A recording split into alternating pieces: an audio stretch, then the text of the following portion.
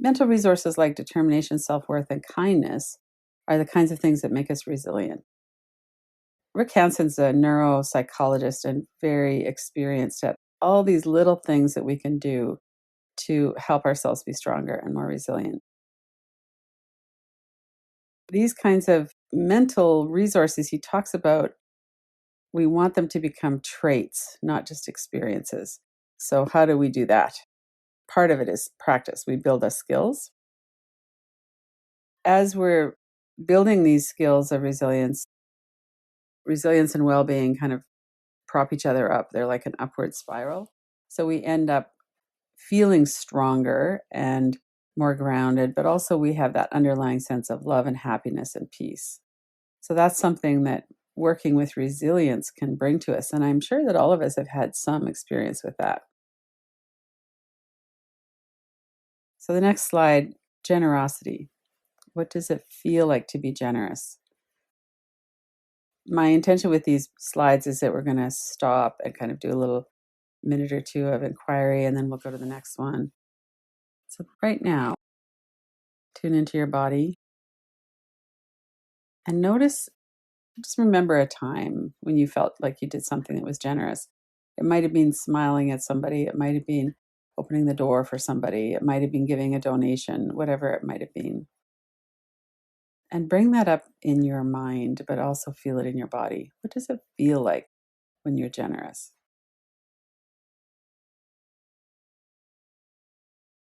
It might be an opening in your heart, a warmth, a relaxation in your body, a sense of worth, love, meaning. Feel that in your body. Remember a time and really feel that.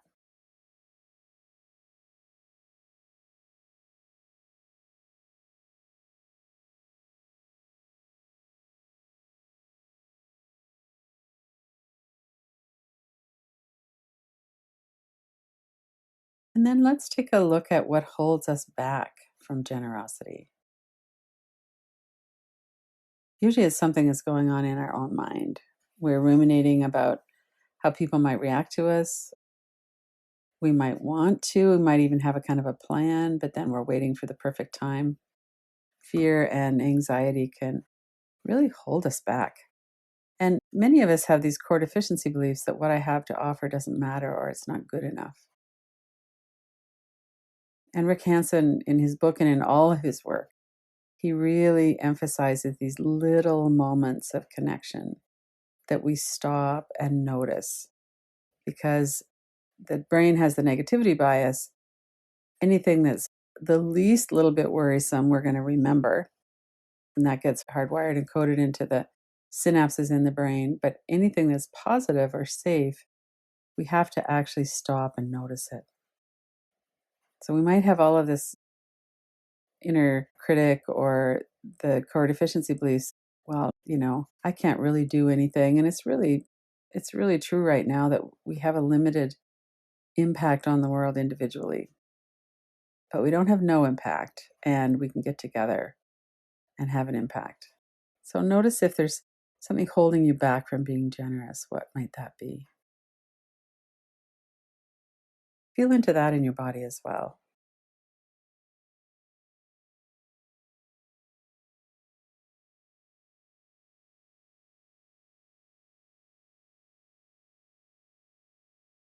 And the next screen, we're talking about our response to generosity and the happiness we feel when we give something to someone. Maybe the happiness we feel when someone is generous with us as well. There's a satisfaction and ease, a happiness that we feel. And when we feel like we would like to share, we'd like to give, but we just don't really have a way to do that. We don't have an outlet for that, or we've tried and we've been kind of ignored or turned away from. How does that feel? There's a sadness when we can't share. Notice that in your body right now. Both of those experiences, the happiness you feel when someone is generous or when you are. And what about when you feel blocked with that? You don't have an outlet.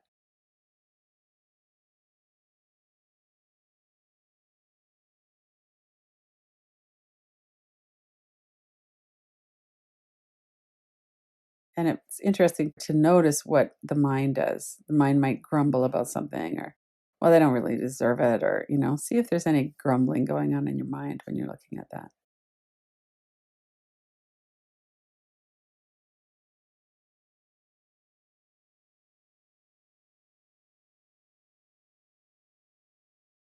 And then bring to mind a few times a day or a week, just some small examples of in your daily life, what could you do that would be generous? It might be waving at a neighbor across the street, or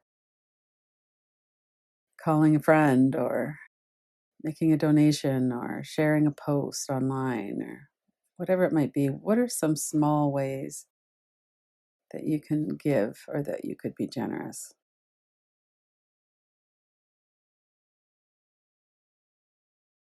Stay connected with your body and breath as you're looking at that.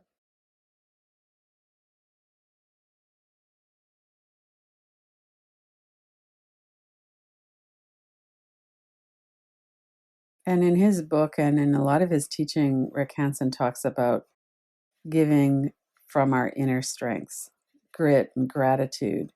In particular, he's identifying here, but we give from what's inside of us. So sometimes we give because we're trying to suck up or comply. We were talking about that earlier. What are we giving that's just kind of flowing from inside of us, from our own sense of gratitude? And as you grow more and you give more, then that becomes reflected back at you. For an example, look at the daily practices. So I'm generous in holding these practices every day, and I get so much gratitude back. Plus, I get the pleasure of giving, and I get the pleasure of being in a practice every day.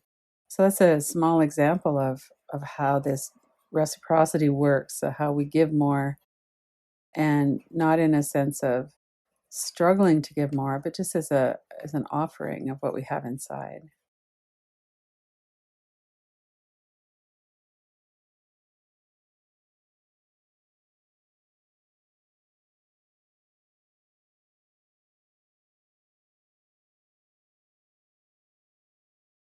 One thing that I've really noticed during this COVID-19 is that there's so much powerlessness. Part of it is we don't have very good information. Part of it is we're not quite sure what to do. There's a lot of conflicting messages from the different experts, and then everything else that we hear from everyone else. But one thing that we do know is that when we take some kind of action, it really helps. It's hard to be kind of locked in that despair and powerlessness if we're taking action. So let's take a moment here again. How could you make a difference to someone? So bring to mind someone that you know is struggling, or someone that you care about, a friend or family, whatever that might be, someone here in the room. What do they need? What do they long for? And where are they hurting? So we were talking earlier about getting groceries and having the support to go and do an online order, and how that makes the anxiety so much less. Bring to mind an example and stay connected with your body. Notice your breath. How could you make a difference to someone?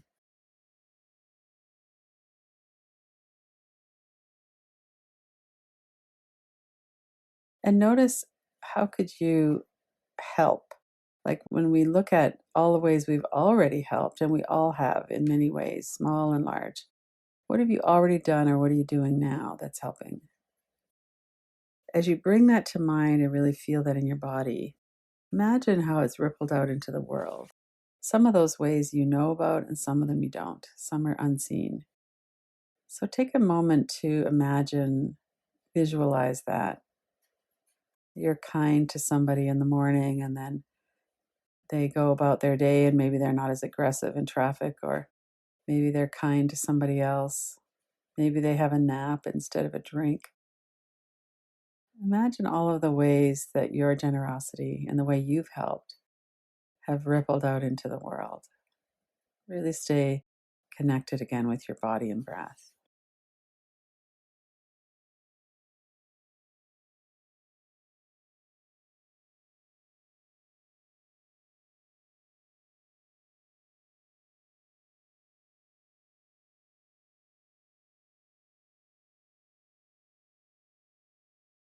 Let yourself enjoy that.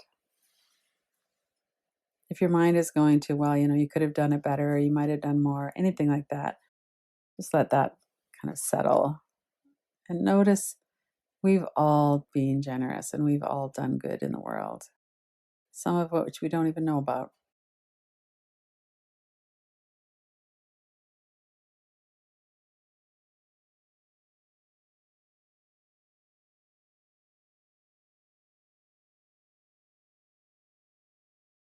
And one of the things that Rick works with in his book, as well as in the other teachings of Buddhism, is equanimity. And he's talking about it in terms of it being an inner shock absorber. So, suffering is part of a vast web of causes and effects. And we need to be able to see the bigger picture, to accept it, to have insight into the bigger picture. So, if we're looking at how we feel about this pandemic, one of the ways that we stay stable or that we protect ourselves is that we don't let it in. So, this next few slides and this next part of the inquiry is around how can I work with the reality of the suffering and not to minimize my own, not to, even though many, many people have it much worse than we do, how could I stay present with that and feel the pain of others without being swept away by it? And it's that felt experience we've talked about of the nervous system. We have to feel the safety in our nervous system and in our body. And if we don't feel it, then we're going to have a hard time releasing the tightness or releasing the protective mechanisms.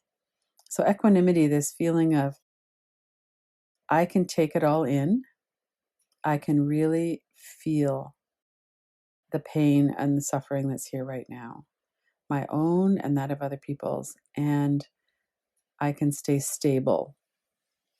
I can stay grounded and steady while I'm doing that. One of the big ways that we do that, and we've talked about in terms of listening to each other as well, is that we need to stay really focused in our body and notice the breath. So if we're noticing the breath in the moment, either it's the air that's flowing in your nose, or maybe it's the feeling of the breath in your belly, that really helps us to stay present in this moment. And when we're talking about traumatic memories, that's a big part of what we're doing was we want to be here in this moment, having the experience that we're having. So sometimes when we're aware of the people that are dying of COVID-19, for instance, we have a lot of auxiliary thoughts that come along with that. So it might be, well, how can I protect myself? But it could also be, well, we've heard stories about this person or that person, or maybe we know some people. Maybe it's happened to us. We've had the virus and we're not sure how it's going to go. So we have all of these experiences with this, and then the mind goes into catastrophic thinking, goes into planning. So, right now, to bring ourselves to a really grounded awareness, what does it feel like to let in the pain of another person while we're still inwardly stable and calm? So, you might want to even let the pain of someone else go for a moment and really just tune into your body, breath, be aware of your experience right now.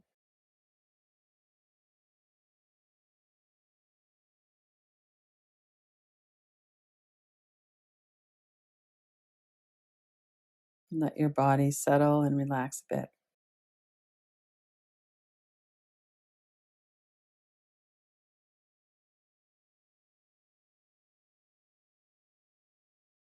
And then let in what's happening in the world right now. You don't have to let in the whole world either. Maybe just a few things. What's happening in your family or your town? your city. What's happening in terms of the fear and the discomfort that some people that you know and care about are experiencing right now. People that you work with, people that are here on this call. Stay really steady in your body and your breath. Notice your body and breath, and then let that in. Just a little bit of it, not the whole thing. Just let it in. What does it feel like to let in the grief and fear of other people? And anytime you want, you can just back away from it, open your eyes, get up and move around. Do some box breathing or tapping, one of the things, the tools we know. And then we can come back to it. Just let yourself settle in your body and then come back to letting some of it in. Be deeply touched by another person's suffering, even as we stay steady, aware of our breath, aware of the energy, the thoughts.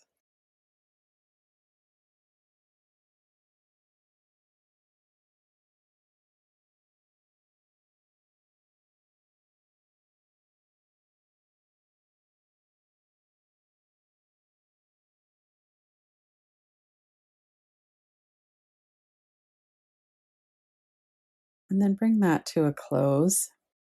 You could shake that off a bit if you wanted, stretch or take a couple of breaths.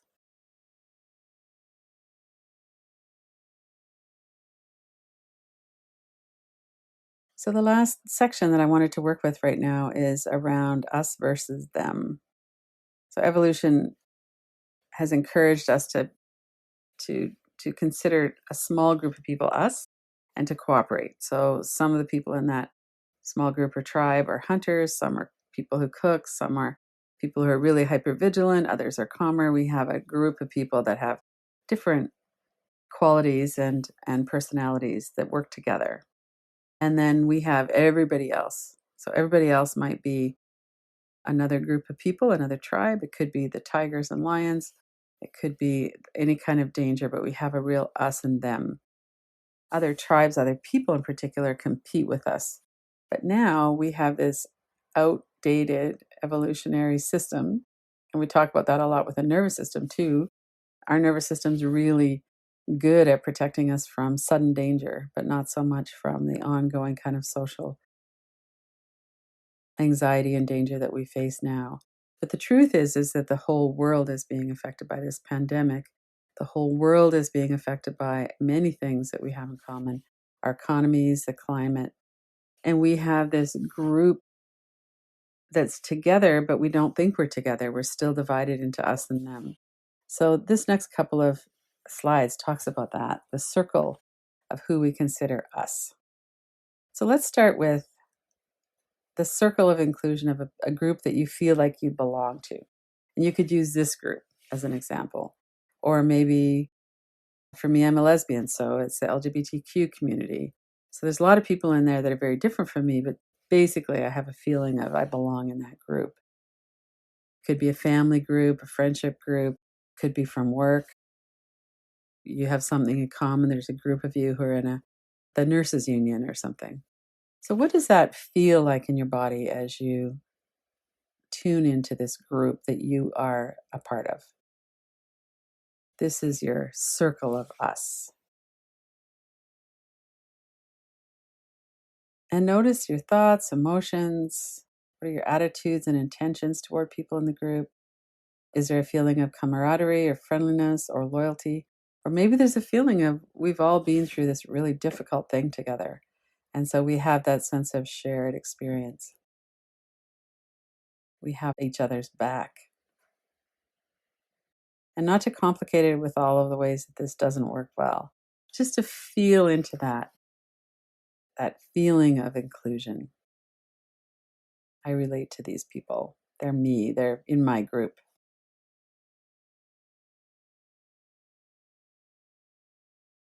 And you might have images of different people. You might have thoughts about that, just to let it sit. We'll give it a couple minutes to really notice and stay connected in your body. What does that feel like in your body?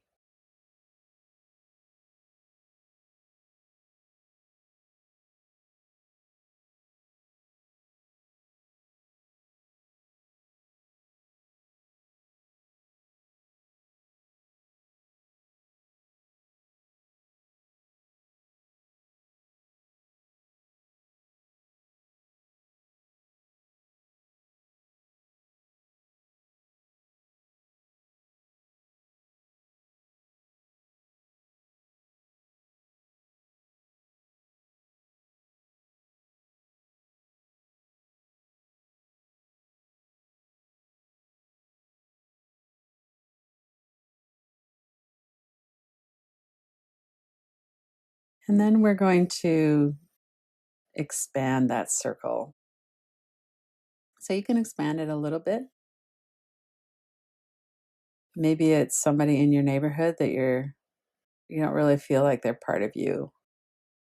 Maybe it's, if you're an older person, maybe it's young people who are loud and noisy and who they kind of scare you, or maybe it's somebody of a different race or different political views. There's all kinds of ways that we feel like other people are on the other side of this circle of us. And consider what you might have in common with those people. One thing that I worked with a lot at one time was all of the mothers and grandmothers who had someone in their life with cancer, a child or a grandchild. And I could really see that no matter where they lived, they all had a shared experience of that.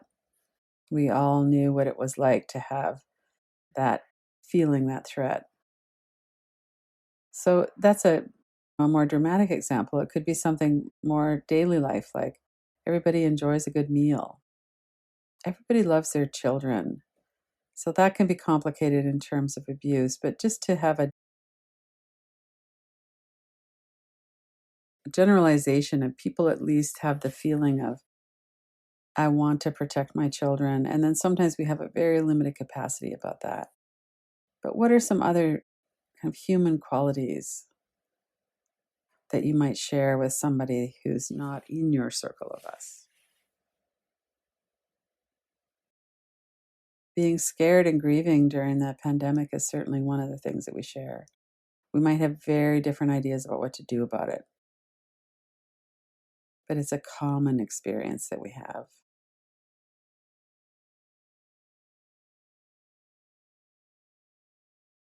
And again, bring some images to mind. Maybe it's the person in the apartment down the hall who's not wearing a mask, and you feel they should, because how can you walk through the same air? There's all kinds of ways that we could work with this. Just see if you could expand your circle and get to know those people a little bit more. One of the ways that we can look at this is to look at what shaped people. So if you think of a group that you feel threatened by or you're angry at, what were they like as children? And with people who vote differently from us, or people who feel like there's something about us that's really wrong and we feel judged and shamed by them, that could be a way to work with this too. What were their lives like when they were children? And what are their burdens, their worries? What kind of losses do they have? What kind of pain do they feel? And we'll take a few minutes here to really feel into that. Notice your body and breath. Stay connected with yourself. Give yourself all kinds of permission to go in, to get back out.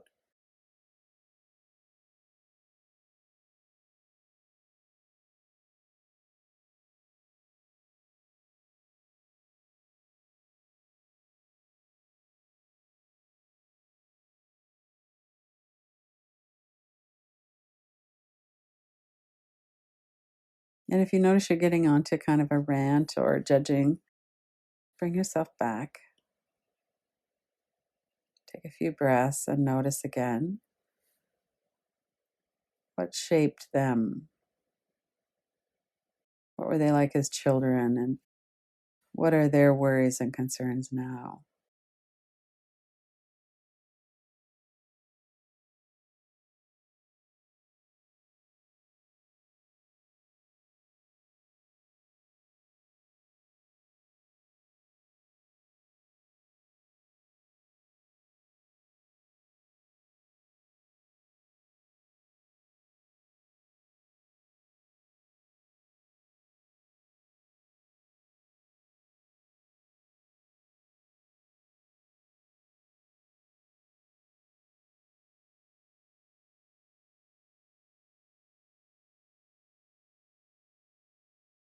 And then let that settle. Open your eyes and look around or feel into that in your body. And then we're going to work with this circle of all of us. So start with the circle of the people that you're close to. So it could include this group, it could include maybe some family and friends. Just imagine a circle. You're all kind of there together. You don't have to be standing in a circle, but imagine them in a space where you are together right now. It's virtual for a lot of this because we're socially distancing, but imagine a group of people that you feel close to. And then gradually add in more and more people. Include your extended family, networks of friends, your neighborhood, people that you know online. Just kind of gradually bring more and more people, make that circle get more full and larger. So as you're doing that, notice your body and breath and notice if that still feels okay. If it feels safe to include these people in your circle.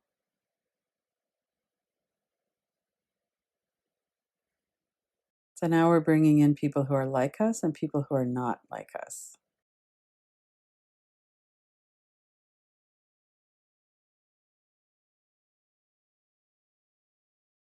People that we agree with and people that we might fear.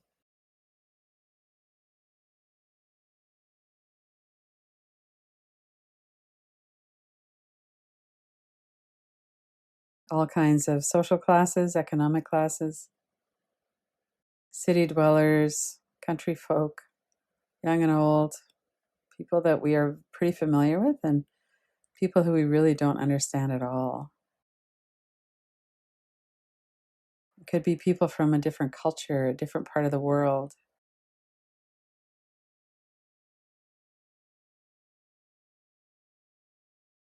Stay connected with your body and breath.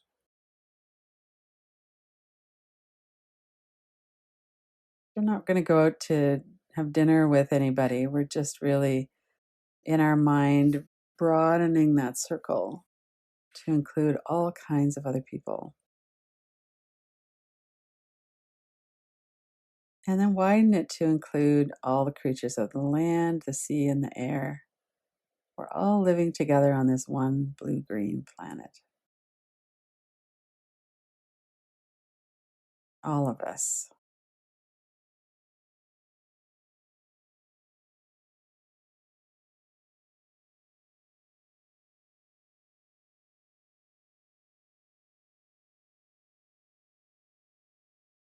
And there's no right or wrong experience here. When we're including people who we don't agree with or who could be dangerous for us, we're not giving ourselves a gold star if we're feeling expansive and generous and there's no concern. That's not really how our nervous system works. Just to notice if you were to visualize or to connect with the idea that we have a lot in common with people, regardless of their views, that we share a common humanity.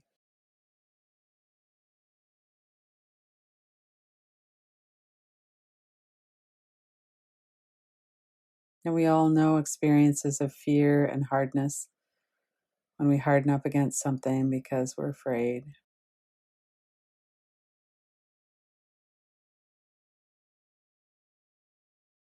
And we all know experiences of people being really generous with us and connecting and safe.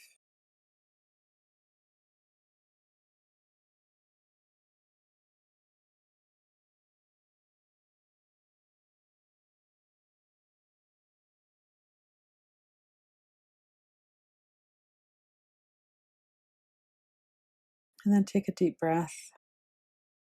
Let the whole inquiry go. You can make a mental note or jot down a few things if you like.